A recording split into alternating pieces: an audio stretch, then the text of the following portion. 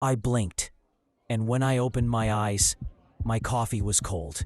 Not lukewarm, ice cold. And the barista? Gone. Customers replaced by strangers in different clothes. At first I thought I'd dozed off, a glitch in the matrix. But when I checked my phone, 3 hours had passed. 3 hours. Gone. Just like that. My name's Eliot Voss, 32. Freelance illustrator, chronic overthinker, and proud owner of exactly 0 houseplants. Because I can't even keep a cactus alive. I've always been a night owl. Coffee-fueled, mildly neurotic. Nothing extraordinary. Until last Thursday. Until the blinking started. I told myself it was exhaustion. Too much screen time. I hadn't slept properly in, a week? Maybe 2. So I did the logical thing. Went home, made tea, and tried to relax. And then I blinked brushing my teeth and found myself standing in the hallway with my coat on, keys in hand. My tea was still steaming on the counter. I started experimenting, blinked on purpose. Small skips, seconds, minutes, then longer. An entire afternoon vanished while I blinked in the shower. I'd come out shaved, dressed, and my inbox was suddenly clean. Not just read, answered. By me. Apparently. The skips weren't random. They only happened when I blinked with intent. It had to be conscious, focused. But I had no control over how far forward I jumped. Sometimes it was a blink. Sometimes it was goodbye to a whole day. At first, I thought, this is incredible. No more waiting in line. No more boring meetings. Just blink, and poof, future me handled it. But then I missed my sister's birthday dinner. Apparently, I'd shown up, laughed, gave a toast. I don't remember a thing. Not the cake, not her smile. And then I met her. Mira. She was sketching in the park. Wavy black hair, old boots, too many bracelets. She looked like she belonged in a novel I hadn't written yet. She looked up, caught me staring, smiled like she already knew me. About time, She said. What? I asked. You blinked again, didn't you? Turns out Mira had seen me before. Dozens of times. Same park bench, same dumb expression. She even had a sketchbook full of me, in different outfits, different seasons. I'd been skipping forward and always ended up near her. Like some invisible thread was pulling me back to this bench. To her. I stopped blinking, or tried to, but the urge was like holding in a sneeze. The longer I resisted, the stronger it grew, until it wasn't a blink anymore. It was a blackout. I came to with Mira crying. I'd skipped 3 weeks. She said I'd been with her the whole time, said we were in love. And I believed her. I felt something deep and aching and beautiful. But it wasn't my memory. It was his. Future me, the one who kissed her in the rain, the one who made her laugh until she snorted, the one who held her when her cat died. And I was just catching up. I started journaling obsessively. Every morning, or what I thought was morning, I'd check the date, my calendar, my phone. I left voice memos to myself, sticky notes, anything to stay present. But nothing could stop the skipping. Time was slipping through my fingers like sand, and I couldn't even feel the fall. One day, Mira handed me a note, in my handwriting. Don't trust the mirror. I laughed nervously. What does that even mean? She just shrugged. You gave it to me last week. Said you'd understand soon. I didn't, but from that moment on, mirrors started to feel wrong. At first it was little things. The reflection lagged a split second behind me. My expression didn't quite match, but then, one night I blinked, and the mirror still showed my old expression. And it smiled, while I didn't. Was there another version of me on the other side? Someone who didn't skip time, who lived it? Did that Eliot remember all the moments I lost? Was he better than me? More deserving of Mira? The thought haunted me until I started seeing flashes of memory that weren't mine, but were. I had dreams of concerts I never attended, dinners I never cooked, arguments I never finished. And in all of them, Mira was there, smiling, crying, walking away. Was I becoming a mosaic of all my skip selves? How much of me was even left? I can't keep loving a ghost. She said. We were in her apartment. I blinked mid-sentence, landed in a fight I never started. She looked tired, older somehow. I never know which you I'll wake up next to.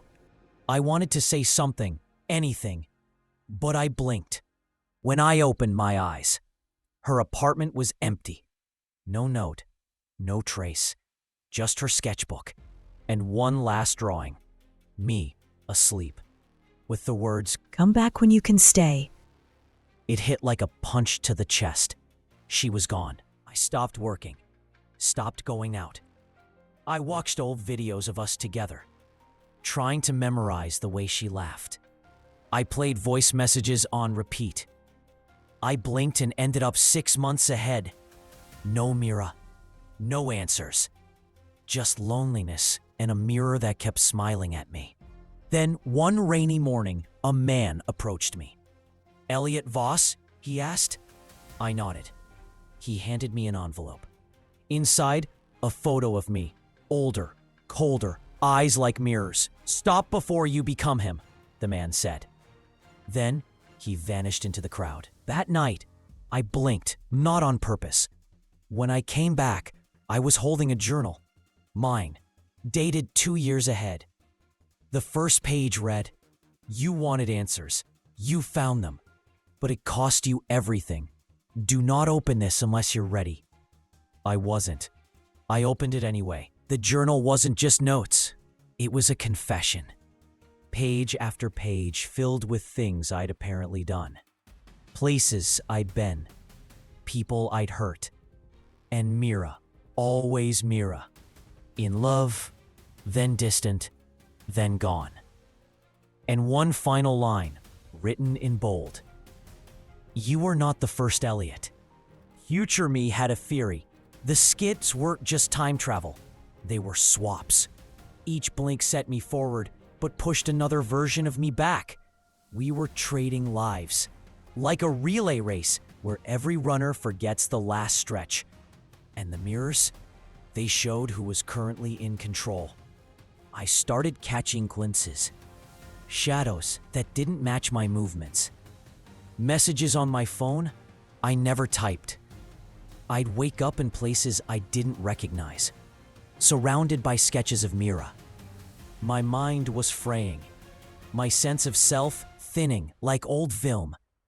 I wasn't sure who was blinking anymore. I set up cameras, sat in front of a mirror, and blinked. When I played back the footage, the reflection didn't blink. It watched me, then smiled, then whispered something. I cranked the volume. It said, "Stay asleep." I had to find her. If anyone could anchor me back to one timeline, one me, it was Mira. I traced old addresses, messaged mutual friends. Most hadn't seen her in months. One said she'd moved to the coast. Chasing stillness, they said. I knew what that meant. She was running from me. I found her in a small town by the sea. Same eyes, same bracelets, but colder now. She looked through me like I was a ghost. Which version are you this time? She asked. I couldn't answer, so she walked away, and I let her. I blinked on purpose, over and over, fast-forwarded through weeks, then months, until my reflection looked older than I felt. I skipped birthdays, seasons, entire friendships faded like dreams. And still, I felt nothing. Just the hollow hum of time unraveling. Then one morning, I didn't blink. Not because I fought it, but because I didn't need to. I sat in silence, let time move around me, felt the wind, the ache in my joints, the warmth of sunlight on my fingers. And for the first time in years, I was fully here. That night, I passed the hallway mirror. It didn't smile, it didn't move. It just stood still, exactly as I did. I reached out, and the glass cracked. Not broken, just fractured. Like something had finally shifted. Like maybe I'd taken the reins back. I wrote Mira a letter. Not a plea, not a promise, just the truth. That I didn't remember every version of us. But I remembered how it felt. And that I was done running. Done skipping. If she ever wanted to find this version of me, I'd be waiting, fully present. The days passed. Slowly. I watched them instead of skipping through. I took photos, drew again, sat in parks without blinking once. Sometimes I saw echoes of the other Elis, in dreams, in flashes, but they were quiet now, like they knew I'd chosen to stay. One afternoon, I heard a knock. I wasn't expecting anyone. When I opened the door, Mira stood there, wind in her hair, same worn boots. She looked at me like she was seeing someone familiar and entirely new. I got your letter. She said. We sat in silence for a while.